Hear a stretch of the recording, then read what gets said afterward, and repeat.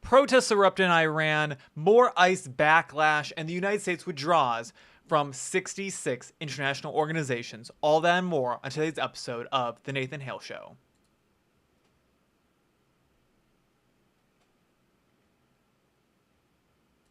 Well, folks, we are back again today. Today is Friday, January 16th, 2026. It is episode 120, season 4, episode 2 of The Nathan Hale Show. I am, of course, your host, Nathan Hale, and boy, oh boy, has it been quite a week for all of us. I'm finally feeling like we're really getting into 2026. Like that first kind of week or two has gone by now. Like we're halfway through the month, and I'm finally feeling like it's like we're slowly getting the year. I'm saying 2025 less and less as every single day goes by. But of course, it would not be a good week if I was not here with you all to update you on all of the absolute craziness that has gone on in the United States over the past week. So might as well get right into it. I hope you all have been doing so good. I know that I sure have. Make sure you give this channel a subscribe if you haven't already. We're here every single week, every single Friday night with you all live to get you the update on all things American politics. So, our first story.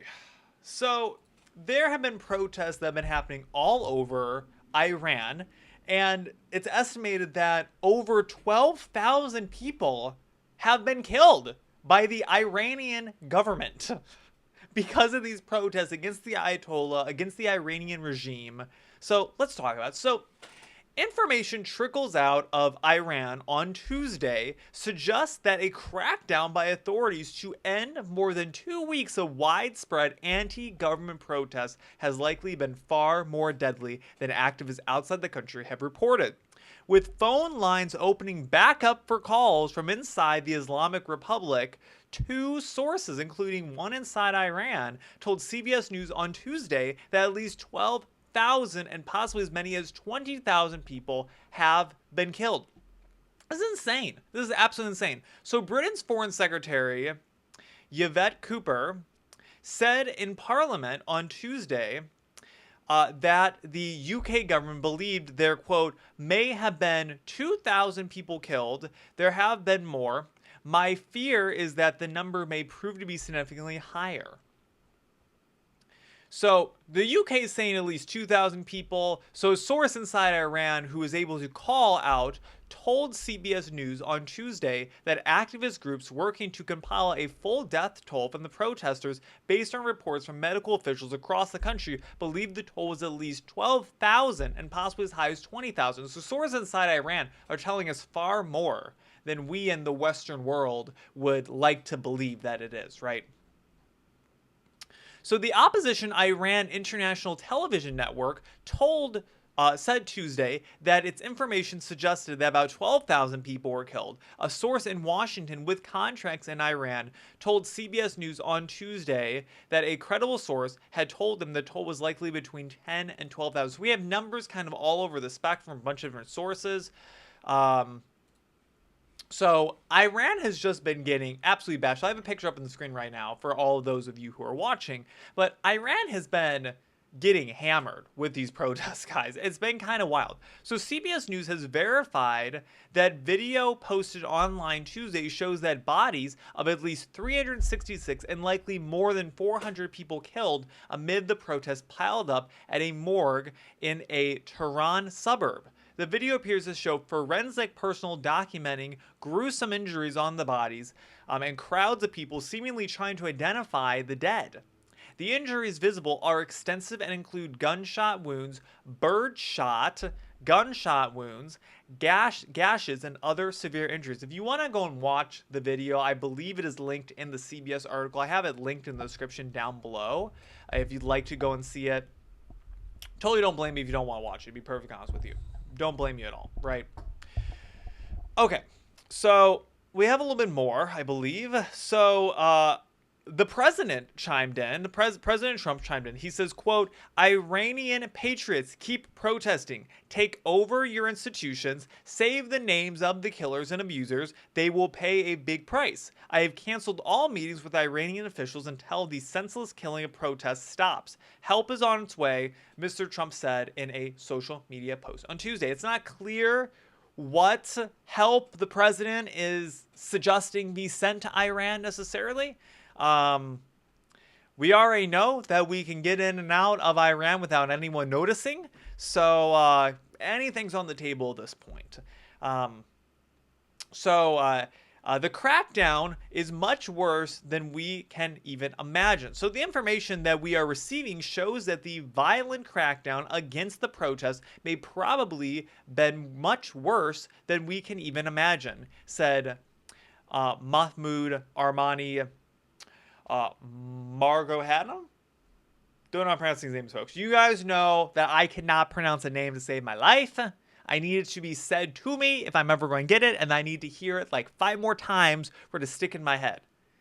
Bear with me, folks. So he leads the Norway-based activist organization, Iran Human Rights. Okay, so he's running a human rights organization out of Norway. He said, I'm getting the heck out of Iran, guys. I'm going to go start my organization way up north. He's like, I'm going as far away from here as possible, man. I'm going to a whole nother continent. So the whole international community's red lines have been crossed, he said.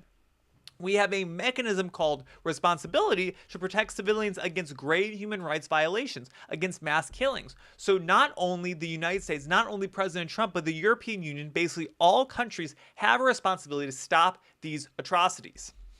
He didn't call for U.S. military action, but urged world powers to, quote, provide Iranians with much more means to communicate with the world, because that is what the regime do. They shut off the internet, basically, and it's like solitary confinement. They put Iranian people into solitary confinement and start torturing and killing them. That's exactly what's happened. That's exactly what's happened in Iran. So internet access and text messaging services were still blocked in Iran on Tuesday, leaving largely in place the blackout initiated on the evening of January 8th, when thousands of people appeared to heed a call by Iran's exiled crown prince Reza Pahlavi to make their voices heard. So just so you all know, folks, this is what regimes do. This is why America is not a regime, and this is why places like Iran and Venezuela are regimes, right? They shut off the internet, they shut off phones, they shut off communication, not only within the country, but also out of it, right? So it's just a total blackout. So no information is coming in, no information is getting out. This is what regimes do. This is how regimes control people, right? Is they control the means of communication. And if no one else in the country can hear what's going on in one of the cities, how the heck are they supposed to know what to do? Or how the heck are they supposed to know to get out of the way? Or how the heck are they supposed to know if the Iranian officials are coming down to crack down on all of them and start killing and slaughtering their families, right? We've heard that between 12,000 and 20,000 people, possibly more, have been killed in just the past few days alone in Iran. It's absolutely atrocious.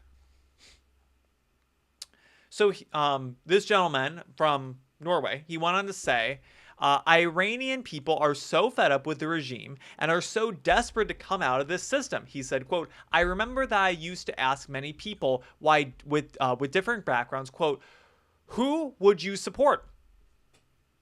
And all of them basically said that we would support anyone who can remove the Islamic Republic. Iran is a country with a lot of different kinds of people, different opinions. Some would like to have monarchies, some are opposed to monarchy, but I think the priority is to remove the regime.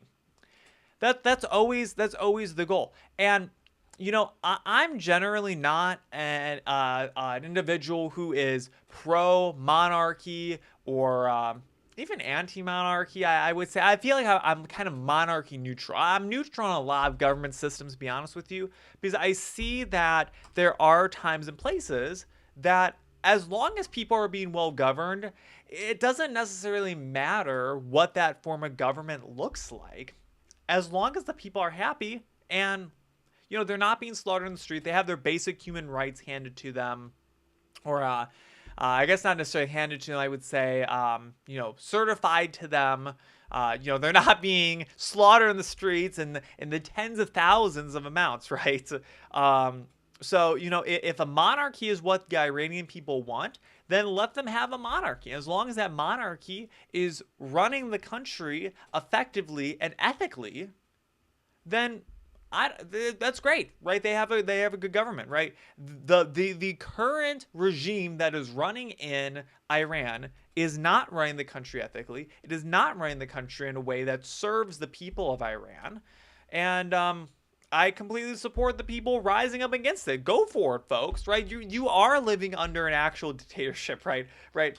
Americans here would love to believe that they are the Iranian people right now. All of those people who showed up for the No Kings protests, all of those people who are showing up all across the country right now for all the anti-ICE shenanigans, people like Renee Good, people like her, people who are showing up trying to intervene in front of ICE, they would love to believe that they are the Iranian people living in an oppressive regime right now, right? With their fully functioning iPhones and their fully functioning computers and telephones and means of communication and Twitter to get the word out, right? And all of their back channels to get their protests organized and all the money flowing in from all the NGOs and private companies that are funding this stuff in the back, and they are. They would love to believe that they are the Iranian people right now, but none of them can imagine even living a day in a blackout like the Iranian people have been living in just for the past few days, right? Even the past few months. It's insane. So what is more is the Democrat National Committee chairman, Ken Martin. So he chimed in on all of this that's happening with all of the ICE protests and all of the Iranian uprising. So here's what he had to say. So he claimed that protests in the United States following the fatal shooting of Renee Good by an ICE agent in Minneapolis are comparable to the ongoing anti-regime protests in Iran. In a series of social media posts, he stated, quote, "From Tehran to my birthplace of Minneapolis, people are rising up against systems that wield violence without accountability. In Iran, brave protesters confront a far-right theocrat regime that crushes dissent and denies basic freedoms," he added. "Here's a home. Tens of thousands are marching after the fatal ICE shooting of Renee Good, demanding justice, transparency, and an end to an unchecked federal force that takes lives and tears families apart." Ken Martin emphasized the parallel by saying, quote, "If comparing the U.S. to Iran makes you angry, ask why.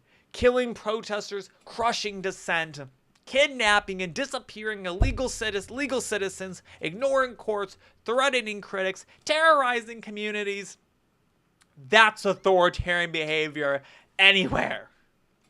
And that, folks, was a reenaction of what I believe Ken Paxton was doing as he dictated that tweet to his iPhone.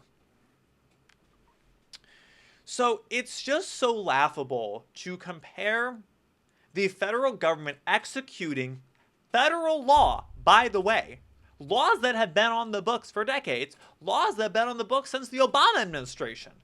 Is completely laughable that the DNC chairman is just going full on leftist Trump derangement syndrome nutbag and suggesting in any way that the death of a protester who tried to run over an ICE agent and the protest that followed after to stop ICE from doing its job, from executing federal law, are at all comparable to protests happening in Iran. They're trying to actually overthrow an actual regime that has actually cut off phone and communication television services to its citizens and is killing tens of thousands of them literally in the street. Reports of tens of thousands, 20,000, between 12 and 22,000, what we said. It's just completely laughable. So atrocious. All right. So we moved from Iran and we moved to the birthplace of Ken Martin, back to Minnesota. I have a question, folks. Why is it that every few years, Minnesota just turns into a third world country all of a sudden? Every few years, Minnesota has some sort of uprising or action that happens in the state. And then for a few months, it just turns into a third world country. And then for the next few years, we hear nothing about Minnesota. And then we have another thing happen, right? We have this. We had BLM a few years back, folks. I mean, it's just crazy. It's just crazy. People in Minnesota, blink twice if you're okay. Blink twice if you need help, is what I should say. So Trump threatens to use Insurrection Act in Minnesota if professional agitators are not stopped. So President Donald Trump said on Tuesday that he could invoke the Insurrection Act. I gotta change my slide for you. Hold on. We're on a news story now. Let's take it from the top. President Donald Trump said Thursday, now I'm getting my days mixed up, that he could invoke the Insurrection Act in Minnesota to stop professional agitators and insurrectionists from attacking federal immigration agents. Trump said the Insurrection Act, which would allow him to deploy the military and federalize the National Guard, would quickly put an end to the travesty that is taking place in that once great state. The president has threatened to use the act in the past, but his comments on Thursday morning mark the first time he has said the move is a possibility following the fatal shooting of Renee Good by an ICE agent, which sparked massive protests in Minneapolis. Quote, if the corrupt politicians of Minnesota don't obey the law and stop the professional agitators and insurrectionists from attacking the patriots of ICE who are only trying to do their job, I will institute the Insurrection Act, which many presidents have done before me, and quickly put an end to the travesty that is taking place in that once great state. Thank you for the attention to this matter, Trump wrote on Truth Social. This is an absolute no-brainer. What's happening in Minnesota is so insane. The amount of corruption in that state, folks, there are people showing up where ICE is trying to do their job with the sole purpose to stop ICE from doing their job. Imagine going out of your way and wasting your time to try and prevent someone else from doing their job. It would be like me walking into your workplace and sitting on your desk in front of your computer, right? The only being on planet Earth that does this, actually there's two of them, it's cats and leftists. They're in the same group. If any of a cat, you know that they get up on your desk, they walk across your computer, and they will sit right in front of your computer screen and physically prevent you from doing your job. Cats and leftists. And that is doing such a disservice to cats to even put them in the same sentence as leftists. I apologize to the cats, but it's true. I only say the truth here. So, following up on that, a Venezuelan man was shot by an ICE agent in Minnesota after shovel attack. Folks, you can't make up these headlines. You cannot make up these headlines. Here we go. Here's my slide. For some reason, it appears they got out of order. Like I said, we're doing this on the fly, folks. We're on the air live. We have technical difficulties. It's a one-man show, folks. So, quote, ICE was making contact with a target who then allegedly assaulted an officer with a shovel or swung a shovel. Shots were fired and the suspect ran back to a house. So, DHS put out a tweet. They said, quote, at 6:50 p.m. Central Time, federal law enforcement officers were conducting a target traffic stop in Minneapolis of an illegal alien from Venezuela who was released into the country by Joe Biden in 2022. In an attempt to evade arrest, the subject fled the scene in his vehicle and crashed into a parked car. The suspect then fled on foot. The law enforcement officer caught up to the suspect on foot and attempted to apprehend him when the suspect began to resist and violently assault the officer. While the suspect and law enforcement were in a struggle on the ground, two subjects came out of a nearby apartment and also attacked the law enforcement officer with a snow shovel and broom handle. As the officer was being ambushed and attacked by the two individuals, the original subject got loose and began striking the officer with a shovel or broomstick, fearing for his life and safety as he was being ambushed by three individuals. The officer fired a defensive shot to defend his life. The initial suspect was hit in the leg. All three subjects ran back into the apartment and barricaded themselves inside.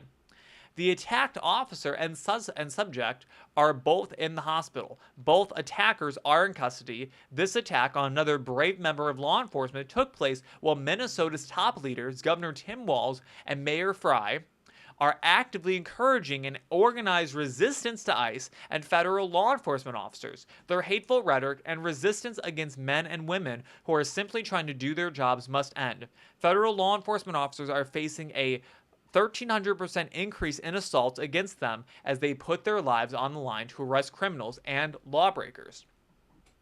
Antifa aggregators and law enforcement clash at the scene of the shooting in the late evening. The man who was shot, injured, and apprehended was a Venezuelan who was illegally in the country and was the target of an ICE operation. ICE went to his door, and agents were attacked with a shovel and a broom handle by three people, including the original suspect. A reporter on the scene from Fox said that the scene was chaotic and that activists were egging the man on to use the shovel against agents. This is just crazy. You know, Democrats would love to sit here and try to make you believe that this is just happening and, you know, people are just, they're peacefully protesting, folks. They're not doing anything. Folks, ICE has been active in a whole bunch of different states. It's not just the lib ones, right? ICE has been active here in Missouri, where I'm at. I'm a Missouri boy. ICE has been here in Missouri. I've seen the reports. I've seen them in the streets. They've been here. Where is that in the news? Nowhere to be seen. Not a single story about ICE having any violent altercations in Missouri as far as I know. Why is that? It's because our governors in Republican states have been proactive about having ICE come into the state. It's been the case in a lot of Republican states. When states work with the federal government, things move so much more smoothly. When you have states like Minnesota, where the governor is actively telling people to go on protest, things like this happen. I'm not surprised at all. And this is what happens when you have people like governors, like politicians, egging people on. Violence comes of it. And here's what you're going to hear. Folks. And you might have already heard it. So the governor says, we're going to go out and protest peacefully. We must protest peacefully, right? And then violence happens.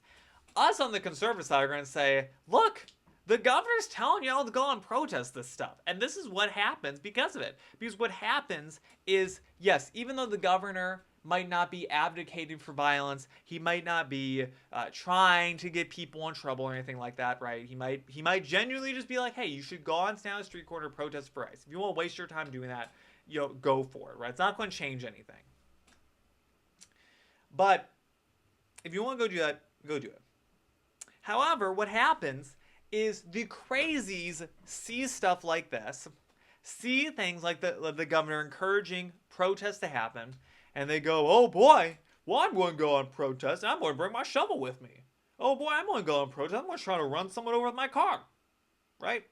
The crazies see this, and then they get radicalized by the even crazier people on the internet who are showing them the videos and saying, you need to go out and protest. Look at this. The governor is advocating for you to go out and protest. You know, they kind of lie through their teeth a little bit. They fudge some words. And people go on the protest. They believe this stuff. It's just really sad, honestly. It's so sad. It's such a travesty when things like this happen. Because if people would just stay out of the way, nothing would go on, right? This should not be controversial, right? In 2020, when the federal government was executing or attempting to execute federal law, right? In my opinion, that was a little bit more dictatorial than it is now. The left loved it. They're keeping us safe. They're trying to keep us in our houses. They're locking us down. The government has our best interest. And all of a sudden, because it's Trump, all of this is the complete opposite, right? It's the complete opposite, the complete 180, right? I see government as all the same, if I'll be completely honest with you folks. I don't care who's running it. There are times when Democrats are running the government, they do some good stuff. There are times when Republicans are running the government, they do some bad stuff, right? I take it on a case-by-case basis. Generally, I'm neutral on actions of the federal government. Generally, I'm against them. I'll be honest with you folks. I'm pretty conservative, though. But executing things like getting illegals out of our country, they're here illegally. They broke our laws to come in. They're here illegally. Send them packing back home.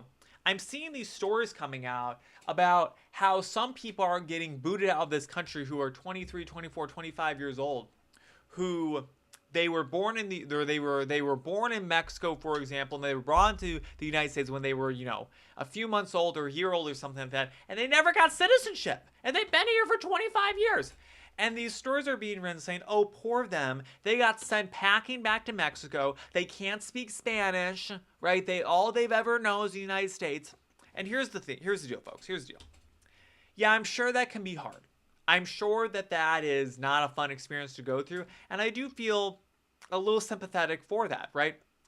But then on the other hand, I don't feel sympathetic at all, because how are you a 22-year-old man? I'm 22. How are you a 22-year-old man who hasn't gotten citizenship or any sort of legal paperwork at this point to be in this country? These are basic things. These are basic things that you should do. And frankly, shame on your parents for not helping you to get that paperwork, and shame on them for bringing you in here without documentation. So it's a catch-22, right? I feel bad for the people who are having to go through it, but also, are you kidding me? You're a grown adult here, right? It's not like we're picking kids off the ground and separating them from their parents, keeping the parents here in the United States and sending the kids packing, right? We're sending them all packing, right? I'll never forget Tom Homan, what was he, in front of Congress, and some Democrat, I feel like, asked him something that had to do with keeping parents together with their kids or having kids separate from their parents during deportation. And Tom Homan responds, he says, oh, there's a simple solution to that. We just deport the whole family, right? Just deport them all. Get them out of here. See ya. All right. So moving on to our next story. So U.S. Taiwan come to a $250 billion, that's billion with a B, America First tariff deal over semiconductors. So the United States and Taiwan on Thursday reached a new trade agreement amid a reshoring semiconductor manufacturing and strengthening U.S. supply chains, according to the Department of Commerce.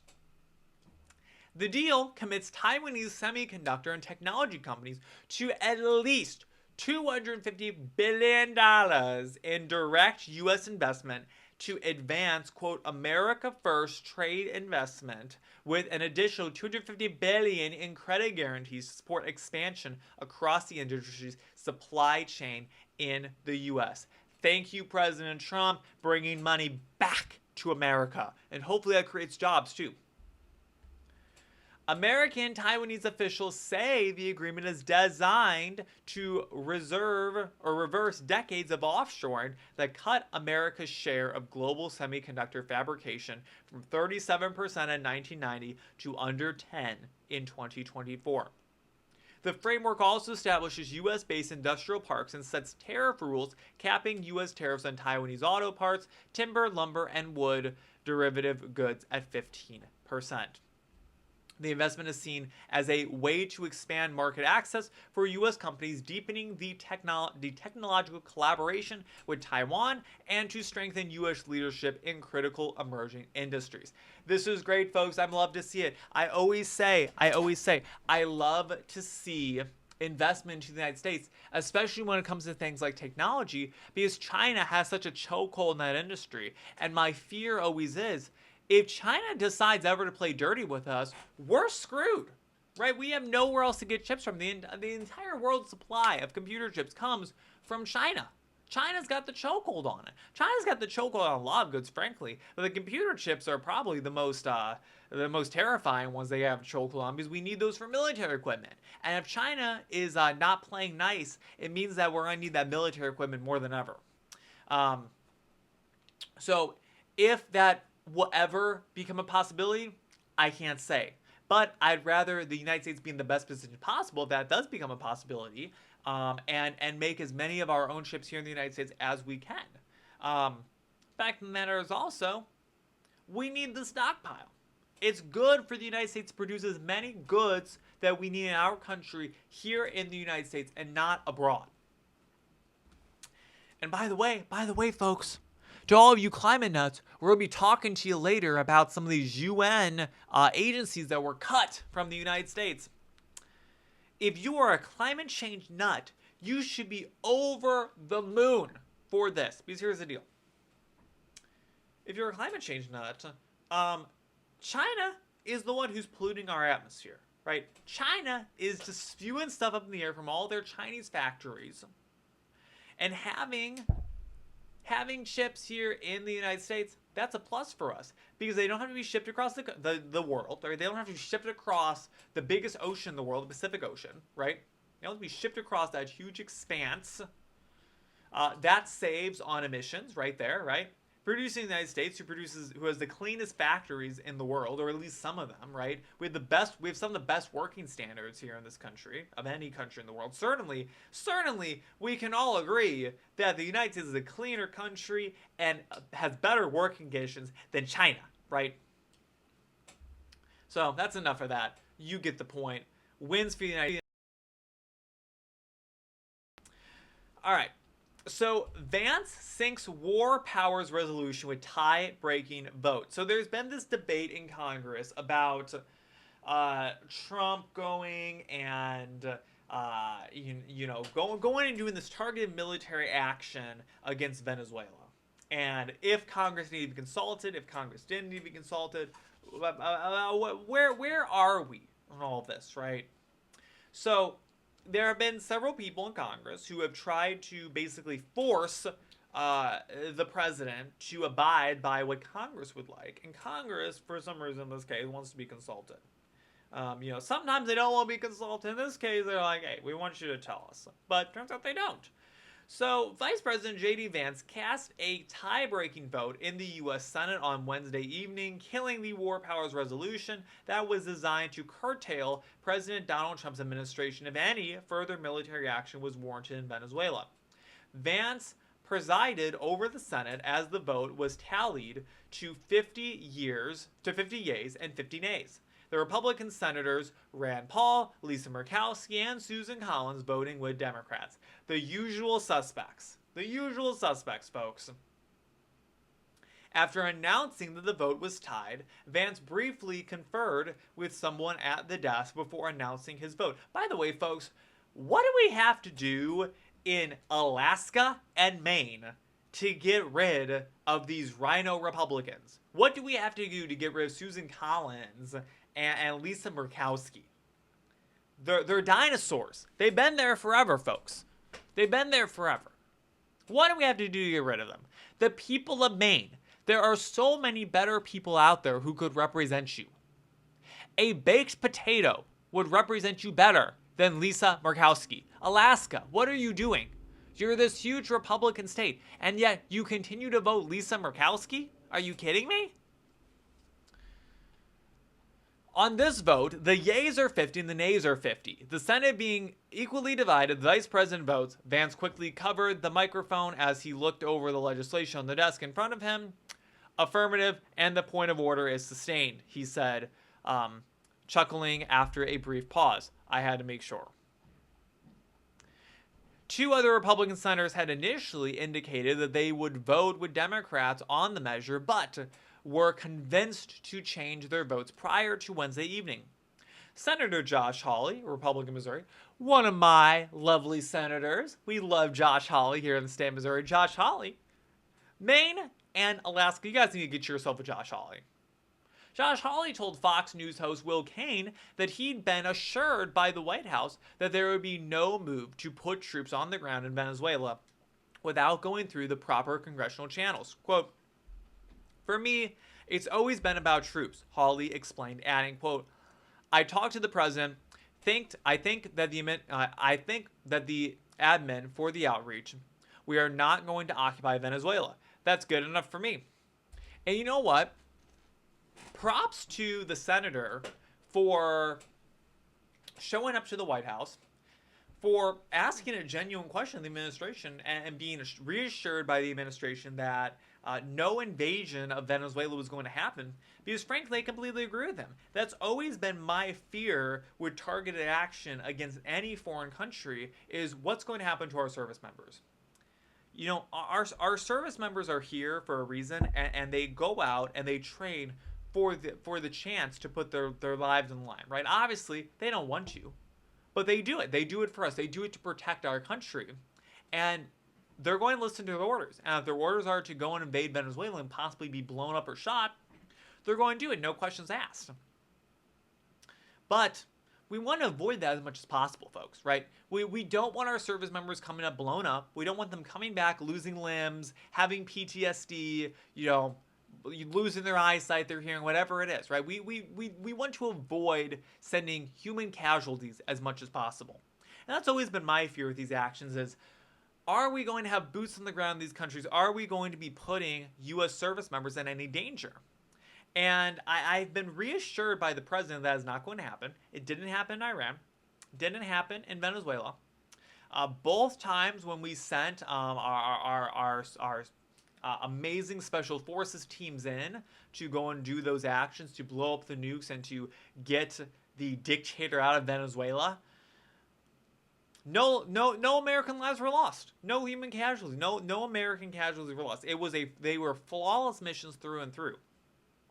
And we continue that streak, I'll be happy, right? I just don't want to see service members get killed. And so I totally agree with where the senator is coming from. So Senator Todd Young from Indiana also changed his vote prior to Wednesday, saying that he'd been convinced by Secretary of State Marco Rubio, who indicated a willingness to testify on the matter before the Senate Foreign Relations Committee. Rubio also said in a letter to Young that if the United States were to engage in major military operations in Venezuela, the administration would seek congressional authorization in advance. I think that's perfectly reasonable. I think it is. Because here's the thing. If we're talking about a continued occupation or a full-out invasion, I completely agree. Congress should be informed about that. Congress should know about these things. But there is a point of saying, hey, when we're doing these covert missions, is it a possibility that because we kept the sphere of people who knew that this military action was taking place to such a small amount that the mission was able to go off without a hitch, it was able to go perfectly to plan, right? Who's to say that if we had not expanded out to informing a couple of senators that it didn't leak to the press? That somehow, Venezuela would have known we were coming and been more prepared and then taken American lives, right? So I think there's a perfectly reasonable, assumption to make that, hey, when we're doing these military actions, let's keep it on the down low, right? But if we're doing something more permanent, more long term, we already know we have the region somewhat stabilized for American troops to be going into it, right? Then let's inform Congress. All right, move on to our next story.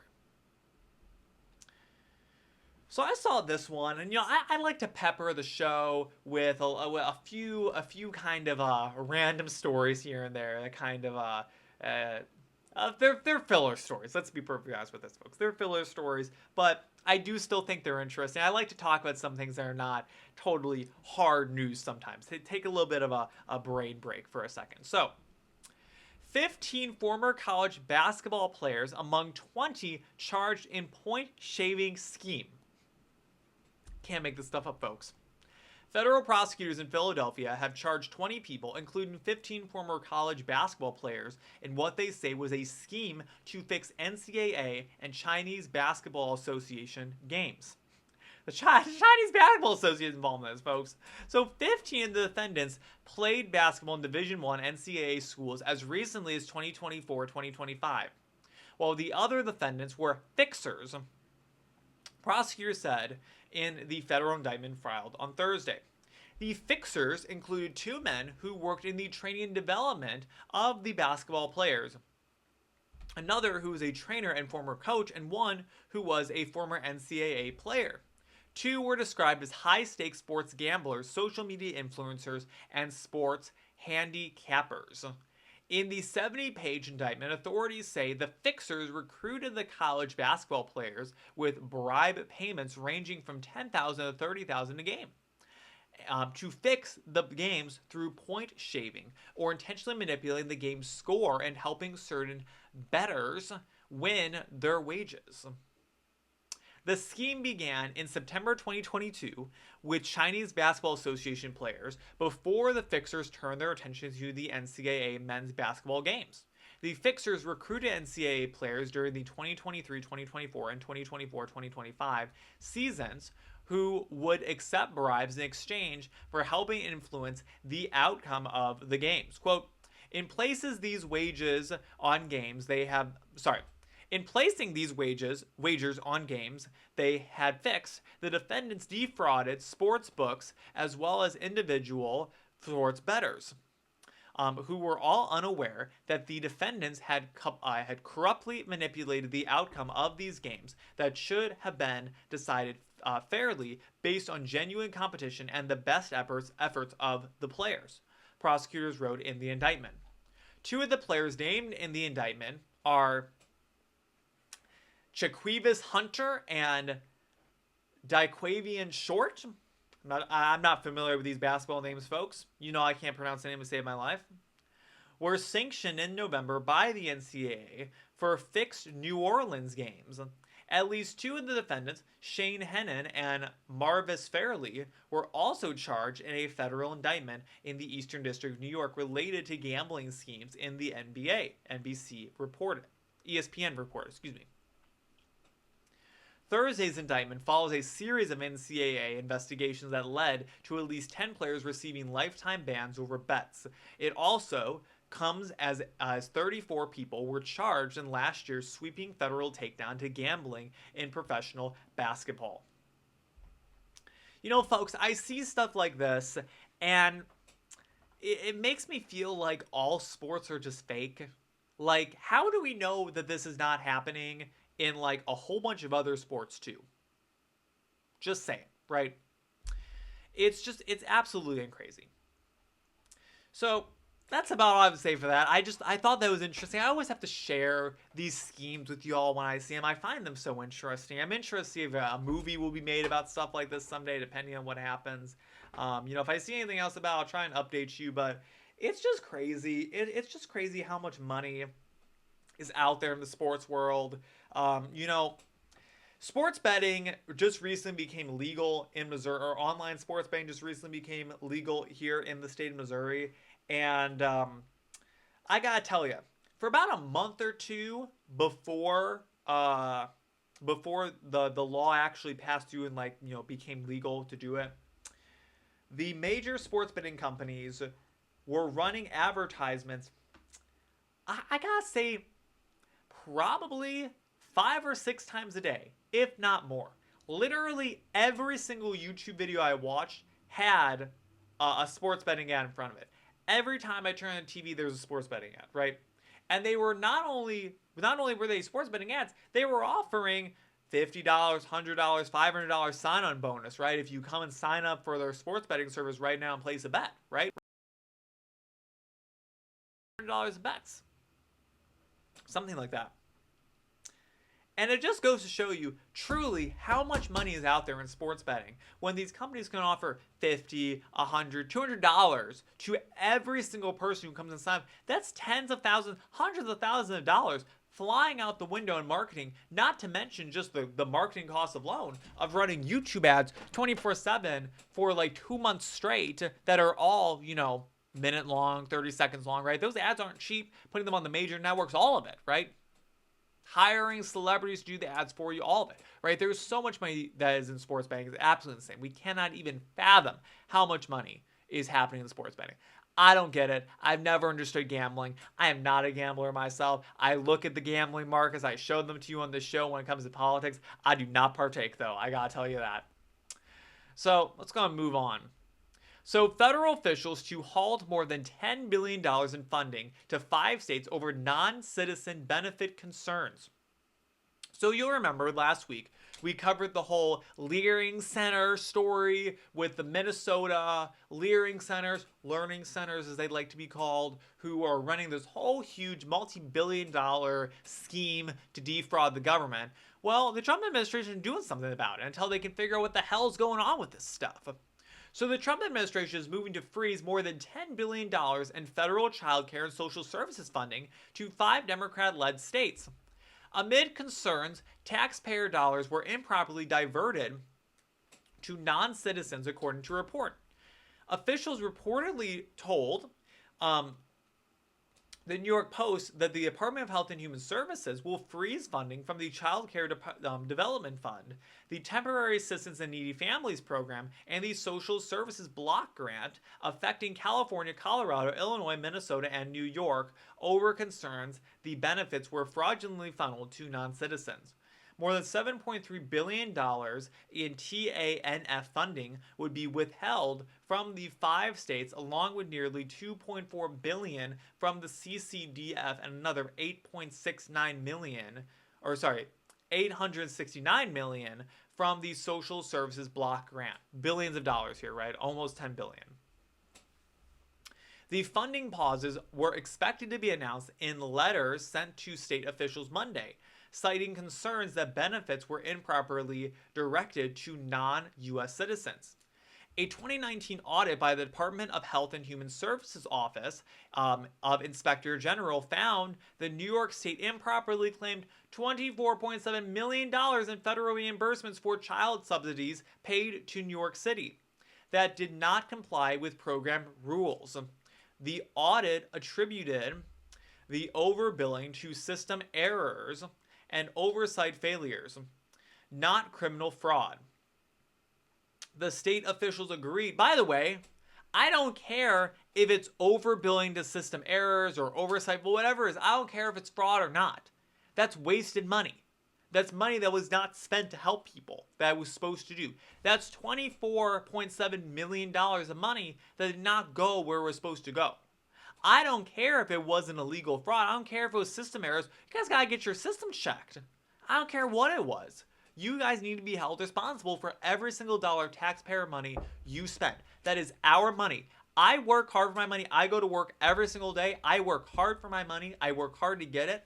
I do not like it when people misuse my money. I work hard for it. I work hard to ensure that my money that I make goes as far as I can for me, that it brings back as many prisoners of war that it can to make me more money on top of that, right? I want to give away as little of my money as possible, but the money I do give away, I want to certainly go and help people. I want to go and fix my roads. I want to go and help the homeless out where it can. I want to help to go to feed, hungry children who don't have a meal from their parents because they're being neglected, whatever it is, right? I want my money to at least go and help people. I don't consent to $24.7 million of my money being wasted because of overbilling to system errors and oversight failures. I don't consent to that, folks. So following the release of details surrounding the potential funding freeze, New York Democrats sharply criticized the Trump administration's move, arguing it would harm families who rely on child care assistance. Yeah, it probably will. But you know what? It's your own damn fault for wasting all of this money. You see how I get heated? I get very heated when we talk about my money being wasted, right? I get very heated because of this. If you all hadn't gone out and wasted literally millions and billions of dollars sending it to fraud, how much money did we say was sent in that whole childcare fraud in Minnesota? I feel like it was like $1 billion or something like that. It was a lot of freaking money that went away. It could be more than that. You have to go back and watch the episode to see exactly what it was, because I read the article on it. But it's just insane. It's just insane. You all need to get your act together. And by the way, you all knew that money was being wasted in 2019. 2019, this audit showed $24.7 million wasted, right? guys gotta get your act together here. I do not want to hear any complaints until these governments tell us beyond a shadow of a doubt that they have not wasted a single dollar of taxpayer money. Right? This is your fault, folks. This is not the Fed's fault. This is your state's fault for misusing funds. Senator Kristen Gillibrand, she chimed in. She's a Democrat from New York. She accused the administration of using the issue for political retaliation and warned it would hurt children and lower income families across the state. Yes, folks, yes. Yes. The president is really withholding funds from welfare programs to get back at you all, right? He really wants to see hungry children on the street starving to death, right? He really wants to see hungry families out there, right? So bogus. So she said, quote, Trump is threatening to freeze childcare funding in New York and targeting our children for political retribution. Will someone please think about the children? Someone please think about the children. What about the children, folks? My God.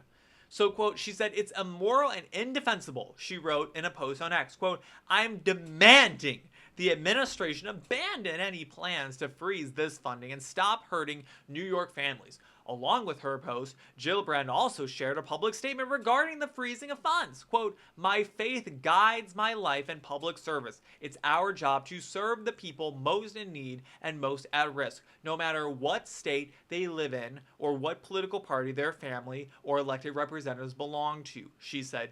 Quote, to use the power of the government to harm the neediest Americans is immoral and indefensible. This has nothing to do with fraud and everything to do with political retaliation that pushes poor children in need of assistance, Gillibrand added. Quote, I demand that President Trump unfreeze these funds and stop this brazen attack on our children. You can't make this stuff up, folks.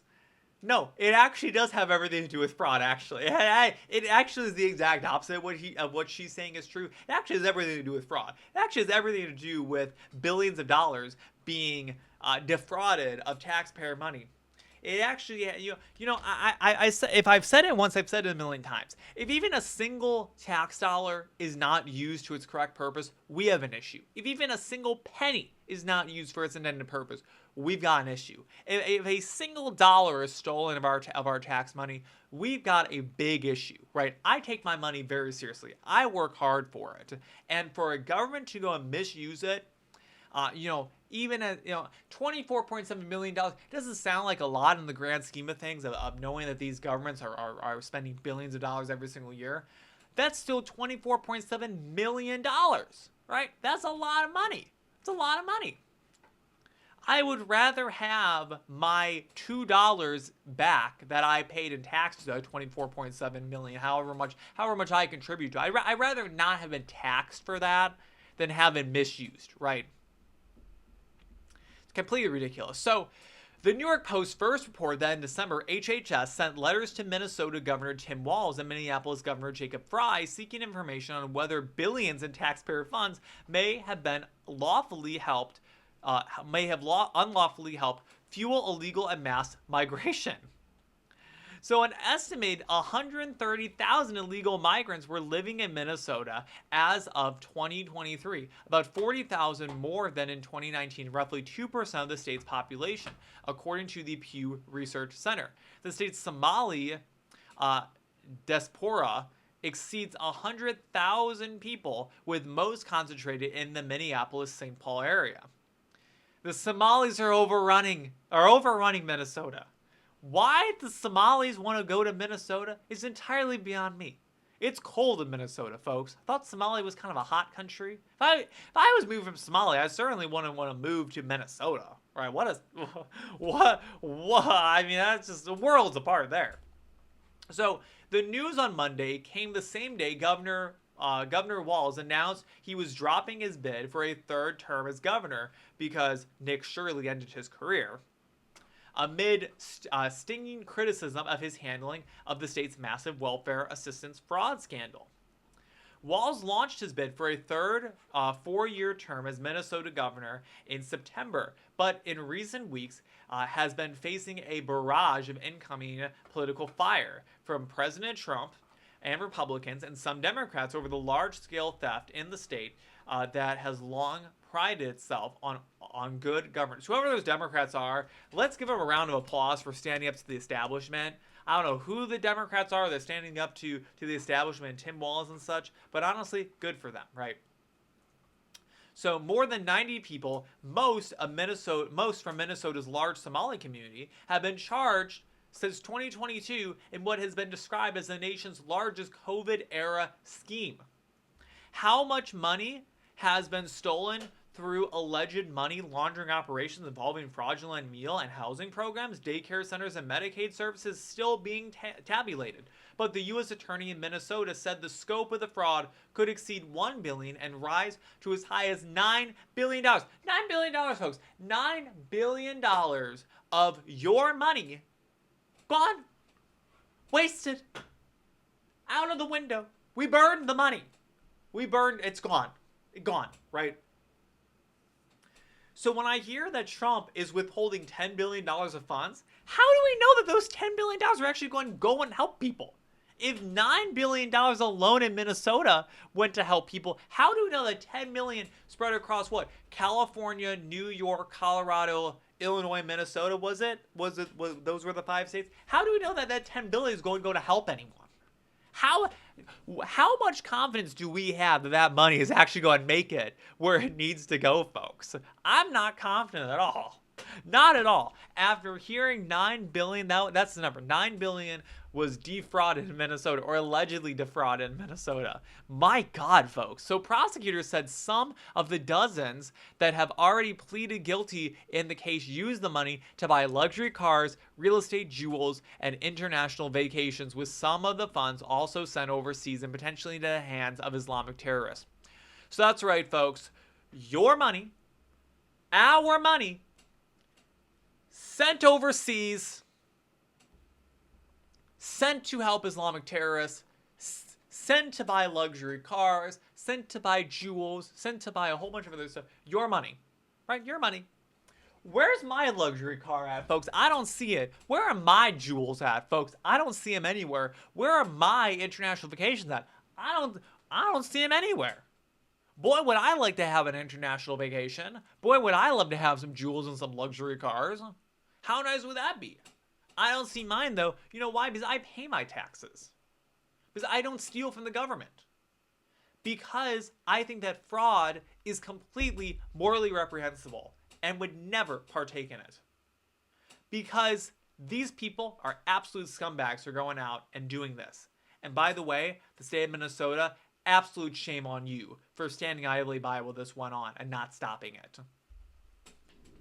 It's just disgusting. All right, so let's go ahead and move on to our very last story, folks. So we have the U.S. is withdrawing from 66 international bodies. And what does it mean for the United States? So this was interesting to me. You know, I'm a big critic of the UN. I think that the UN is an absolute baloney organization that can't do anything. So nearly a year after President Donald Trump signed an executive order to review U.S. support from national organizations, the administration announced plans to withdraw from 66 United States entities and international bodies. Quote, contrary to the interests of the United States, as expected, environmental organizations took a big hit, the most notable being the United Nations Framework Convention on Climate Change. If they would have found one more organization cut, it would have been 6-7. 6-7. 6-7, folks. I don't know what 6-7 means. It's what all the kids are doing. It's what all the kids are saying these days. Well, the move is often framed as a blow primarily to green economy, firms, and climate policies. The true impact of this disengagement touches U.S. businesses across all sectors that rely on global standards, trade rules, and regulatory frameworks. We don't know yet what the withdrawals will mean for U.S. businesses or how quickly they may take effect. Here's the long and short, folks. It's not going to affect you. It's not going to affect you. This story is going to be forgotten about in a few weeks. You're never going to hear about it ever again. It's not going to affect you. I doubt it. So, an unprecedented exit from the UNFCCC. When the United States leaves the UNFCCC, it would be the first country to ever withdraw from the treaty, because we're the only country with balls. No nation has taken such a step before. The decision could also be reversed by a future administration. The UNFCCC Executive Secretary Simon Steele said, quote, "The doors remain open for the United States to return, as with past rejoining of the Paris Agreement." In other words, the UN says, the United States is always welcome back. As long as your check's clear, we're happy to have you in our group.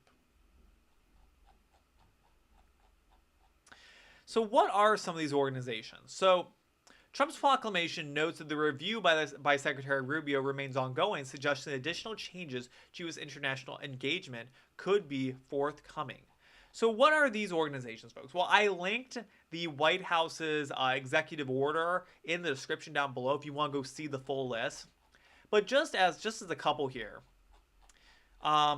First one we have is the Intergovernmental Panel on Climate Change. So it is a UN scientific body established in 1988 to assess and synthesize global research on climate change, its impacts, and potential responses, providing reports that inform international policy without making recommendations themselves.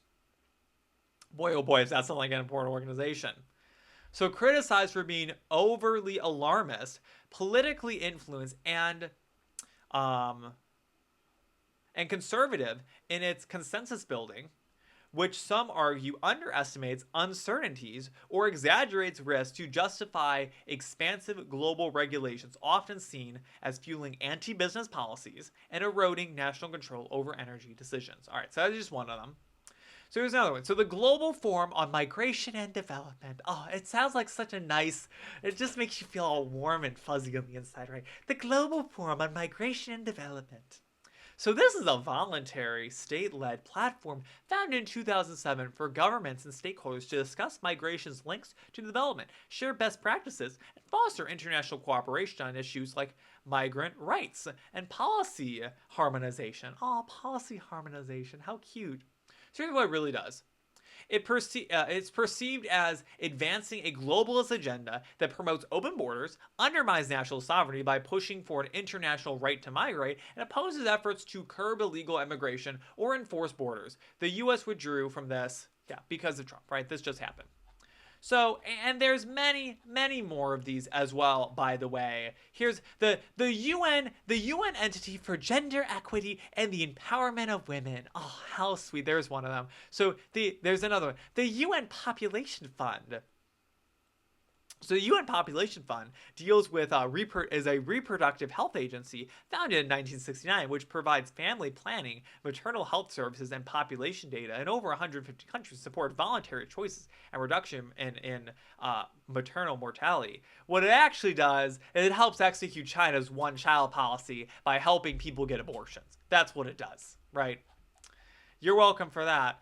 Any more in here? The UN framework for Convention on Climate Change. Oh, how sweet, right? The 24/7 Carbon-Free Energy Compact. Oh my gosh, and so many more. Let's see. I'm just going down the list. We have the Peace Building Fund. Oh my gosh, these sound like such.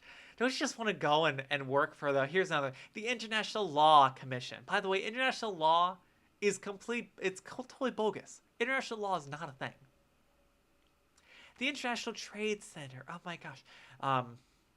The Department of Economic and Social Affairs. Oh my gosh. So many great UN organizations here, folks, that were cut. Oh my gosh. My heart's broken, right? Oh my gosh. That's all we got for today, folks.